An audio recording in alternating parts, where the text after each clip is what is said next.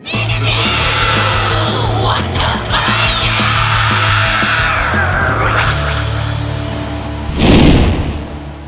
I'm Skye from Sumo Cyco, and you're listening to Interview Under Fire.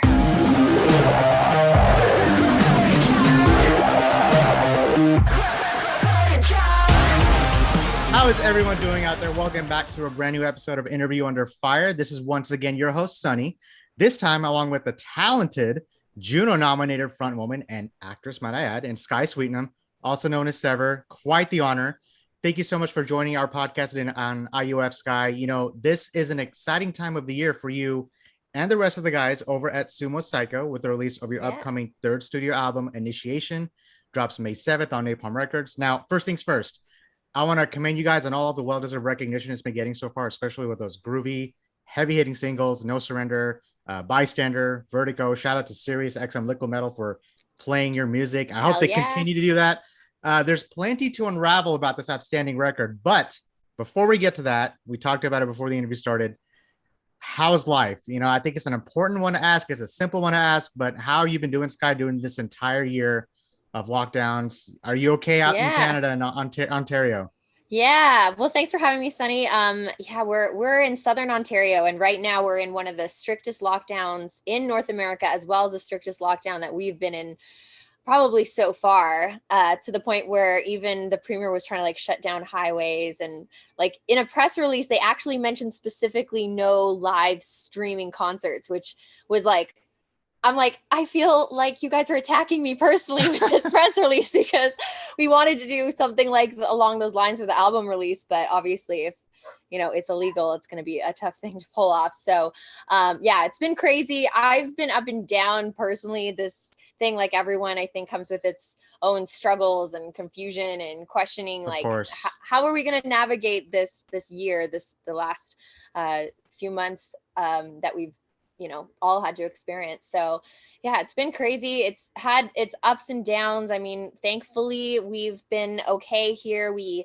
we have our self-contained studio, so we can record in our house. We do our own videos like in our attic. So we've been able to kind of pull off a lot of the things that need to be done for a record release easier than I think some other bands have it, when some of the band members aren't even in the same city, to coordinate. So so I got to count my blessings in some ways. Yeah, I'm glad you're actually staying busy with that. And once you said a year, I don't even know if it's even settled in, if it's been already a year. Like I said, these interviews will be in person. I've been doing these continuously, but putting new music out has been like kind of our savior for the last year. I hope I can speak for everyone when I say that. But let's wind the clock back, Skye, because for people who don't know, I want to go back to 2003. You have had quite the career up to this point, considering you got your upstart in the world of pop music before entering the heavy metal realm. If you could just briefly talk about that moment in your life that led to the shift from one genre into the next and eventually forming Sumo Cyco, because it was quite the transition. Does it feel like everything just went by in a blink at that same time? Yeah, well, I think to a lot of people on the outside, it kind of can seem like that moment I woke up and went like, Eureka, I need to start a metal band. But it was like a kind of gradual discovery of heavy music throughout my teen years. I mean, I was doing pop music as a career very young, but I also was still growing and still evolving my own music taste kind of behind the scenes. So as much as my job was kind of like to go out and present this happy, smiley, pop thing, behind closed doors, I was like, man, I really want to try this heavy stuff. This sounds cool to me. And so, I was able to work with some really cool people that like Tim Armstrong from Rancid, Mark Hoppus from Blink-182, all like co-writers, even Matt Wilder, who's a producer who did like one of my all-time favorite records, Tragic Kingdom by No Doubt. Working with those people, it kind of like got my little taste like slowly but surely into the rock world. And then I was just kind of having, I guess, like a quarter life crisis, I guess you could call it, coming from being like super, super busy in my teen years. I didn't go to school like many people. So I was kind of coming down from this massive busy time in my life. And I was just like, okay, what do you want to do with the rest of your life? Do you want to keep doing this? Do you want to try other music? Like, do you want to go back to school?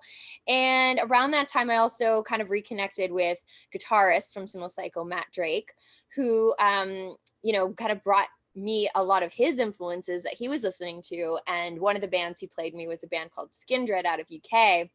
Oh Which man, that takes me back.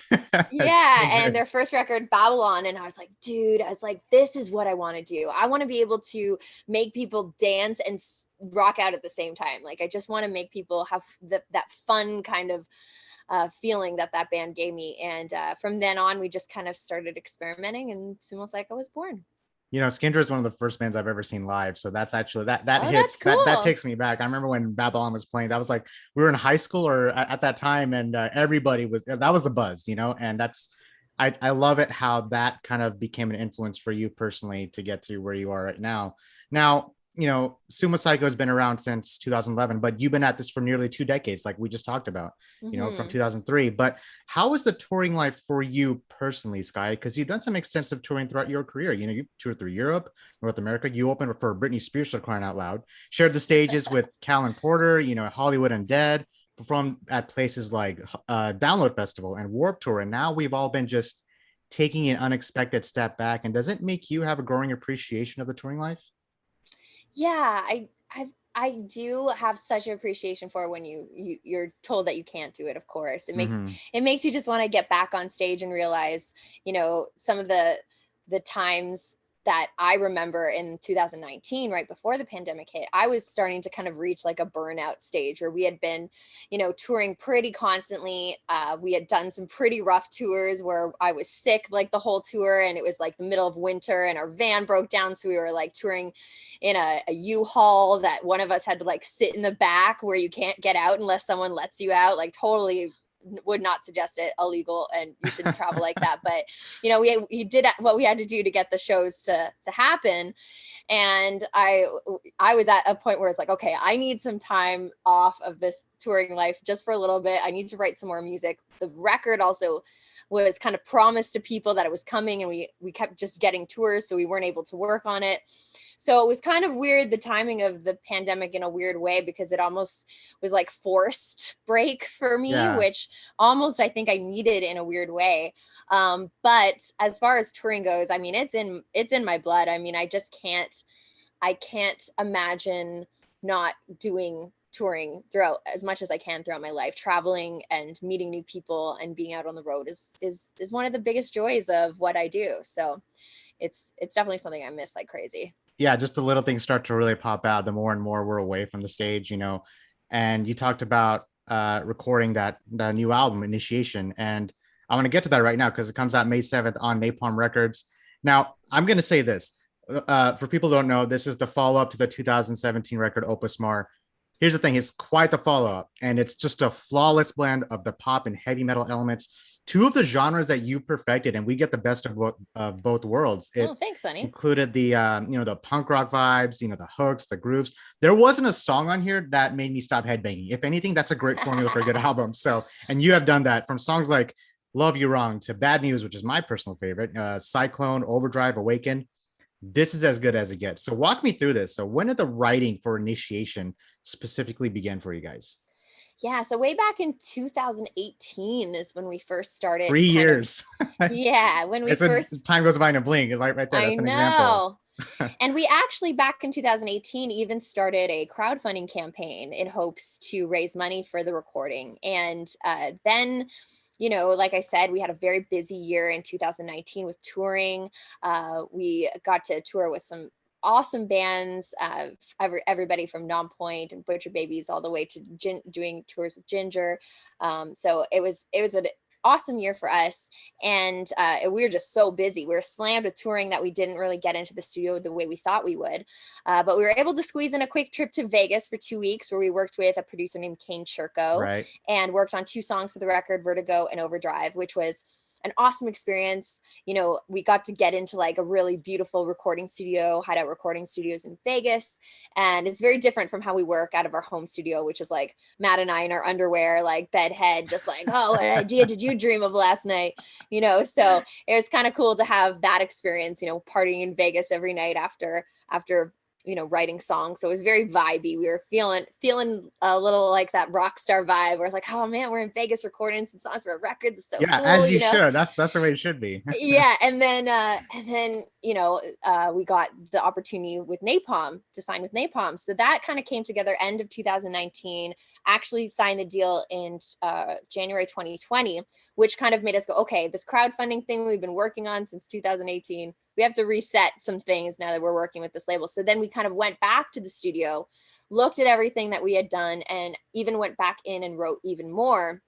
And then, of course, with the pandemic hitting, we're like, okay, we've got even more time on our hands to write music. So songs like Bystander, Bad News, No Surrender were all done during the pandemic. So those songs wouldn't have even probably been on the record, which are some of my favorite songs, without that kind of forced stop, because we were intending to release the record a lot faster if it wasn't for the pandemic hitting. So in a way, it kind of made the record even better than it would have been. Because we had that extra time to even write more. So yeah, it's kind of a roller coaster of a record because there's so many emotions. There's feeling that like super awesome, party vibes from Vegas, and then all the way to being like, where the hell is my life going? I'm stuck in my house and I have no idea what I'm doing with my life, kind of song. So there's lots of emotions, lots of different kind of mental states. But I think the one thing that strings this record together is the fact that we always kind of put a little bit of that fun and kind of hope light at the end of the tunnel throughout each song. And yet we consider ourselves a party band. So we like to kind of bring people into wanting to feel that energy. And like you said, head banging on every song. Hey, talk about, live streaming, like moshing my own room is what I've been doing. And this record helped me do that. Now, you mentioned Kane Churko, and people who don't know, it was recorded over at Hideout Recording Studio in Vegas. Yeah. And he's known for his work with, Ozzy, In This Moment, Papa Roach. And, you've done metal and pop albums, Skye, and you're no stranger to either sound, like I kind of briefly mentioned earlier. Does it feel like you're tapping into a whole new dimension of yourself that you may not have been able to tap into before? Like Sumo Cyco allowed you to expand your musicality? 100%. I think that was the initial appeal to me to starting a heavier band and using heavy music as a place to explore, because I did feel a little bit boxed in when you are kind of in that pop genre where it's like, okay, the songs have to be this long and you have to make sure you get a hook in here. And then, the chorus has to be in before you hit 30 seconds because that's how you write the best pop songs. And it does feel limiting. And I was, I'm a very creative person and I always question things. I'm like, why does it have to be like this? Why do we do it like this? Every aspect of my business, I've questioned. So for me, going into a heavier genre, let me kind of open the floodgates to be like, let's see what you can do, Skye. Can you scream? Can you rap? How high can you go? How low can you go? How many how many different rhythms can you fit into one song? How many different genres can you fit into a song? And that to me was a lot of fun, to feel that freedom. So for me, that's what Sumo Cyco is about letting myself just kind of like just vomit out everything and just see what comes out, Yeah, do me a favor. I'm just 1 of a million. Keep this band going because you guys are doing something great here. And Thanks, between writing and structuring the songs and the production process, like we talked about. And here's something that I was very excited to dive into: the lyrical themes surrounding Sumo Cyco, especially this album. Relate to you said this, the polarization of the world we live in now. Not only that, it also takes the listener into the dystopian-like world of Psycho City, which are carried over from the previous 2 albums. It's almost like there are 2 themes, but there's also personal themes like love, sacrifice, and anxiety. And you talked about Bystander, which it shows that music video of your character trapped in a floating house watching news events taking place on TV and outside your window. Then you have a song like Vertigo, which is about trying to hold on to your sanity and self, against any outside force. So I want to round it out to this question here. To what level do you like to have a theme for your music, Skye? And how important are themes to you? Is that more about helping you write or sound, or is that more for the audience?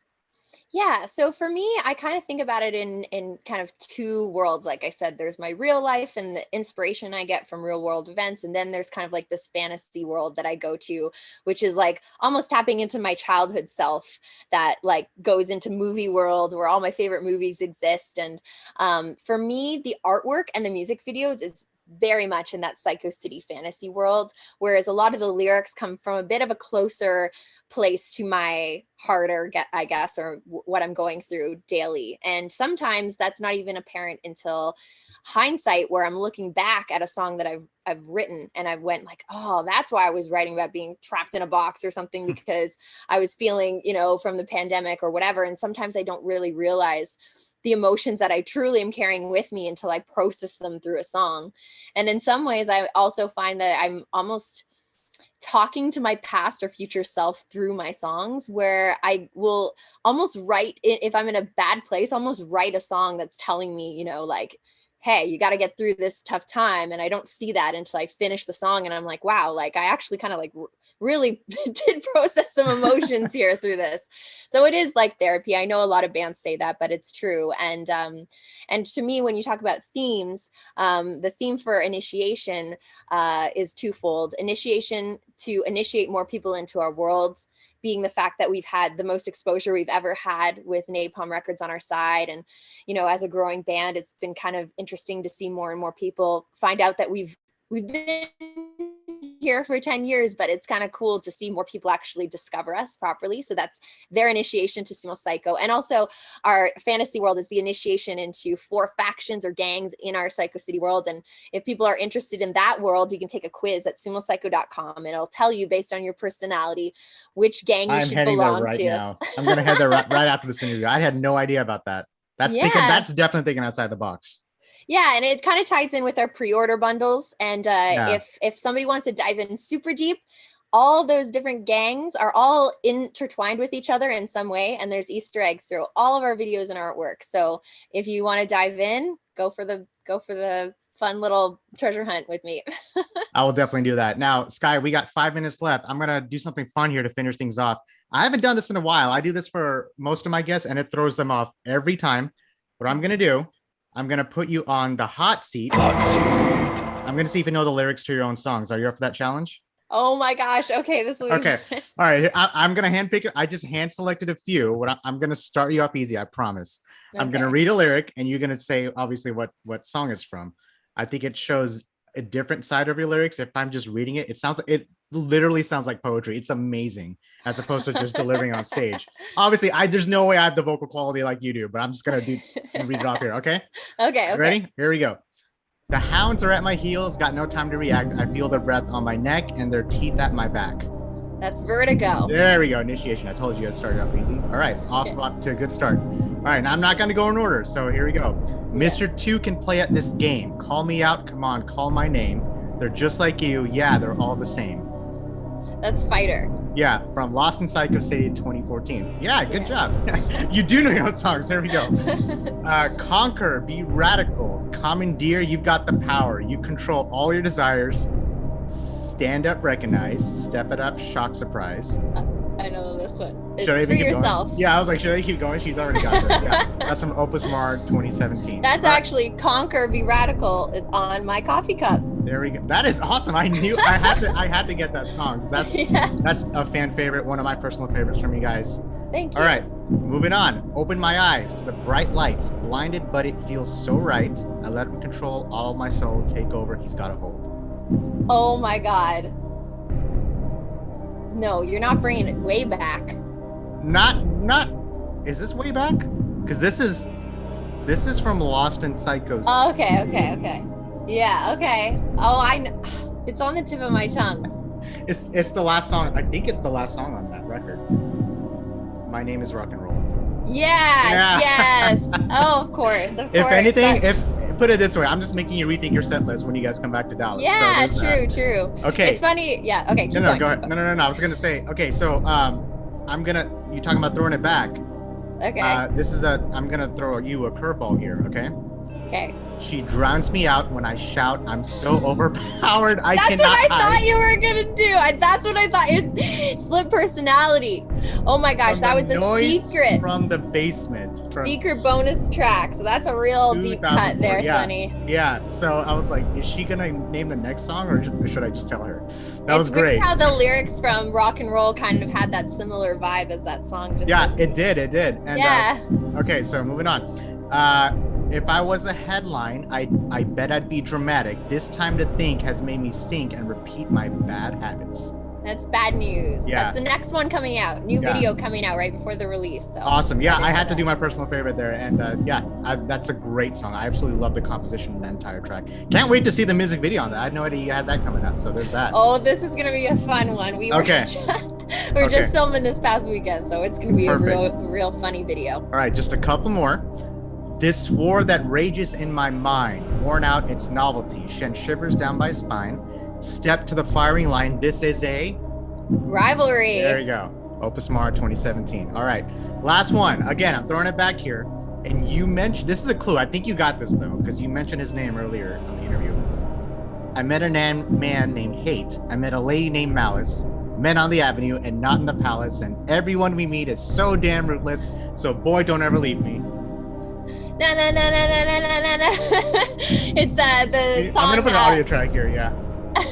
I don't believe in ghosts, but I'm afraid of them is a song I did with it's called Ghost, but I did it with Tim Armstrong back in the day for Rancid. I mean, that's what he's mostly known for. Skye, I'm gonna put a round of applause here once this episode goes live because you did perfectly. I think you got, I mean, you maybe got one wrong, but I mean, you got it. There are just so many songs. I think it shows the growth in your musicality. Like when I read the lyrics from, what is it, 2004 to 2021? Like it's amazing that it shows like, again, when I read it, just feels like I'm reading a lullaby to somebody or just like sending someone to sleep. But anyway, this has been such an honor, Skye. Do you have any, last words, any shout outs, is anything you'd like to plug in as far as Sumo Cyco and Initiation before we finish things off here? Yeah, of course. Well, thanks everyone for listening in, and new album Initiation is out May 7th. We've also are super stoked that you guys want to pay attention to our band. So please follow us on all our socials. It's just SUMOCYCO, and head on over to sumocyco.com, take that quiz and pre-order the new record. Super stoked for it. And thank you guys for listening. And everyone's listening. This is Skye from Sumo Cyco. Initiation comes out May 7th on Napalm Records. She said it. If you can, buy the record because the bands can't do it without your help. I still buy records. That's in the corner of my room right now. And don't forget, you can listen to this podcast on all major podcast streams. Check us out on interviewunderfire.com. Skye, thank you from the bottom of my heart. You be safe out there. Can't wait to do this again with you and the guys in Dallas. This will be great. Yeah, that'd be awesome. Thank you so much, Sonny. No, thank you. Stay in touch, and I'll talk to you next time. Okay, bye. Bye-bye.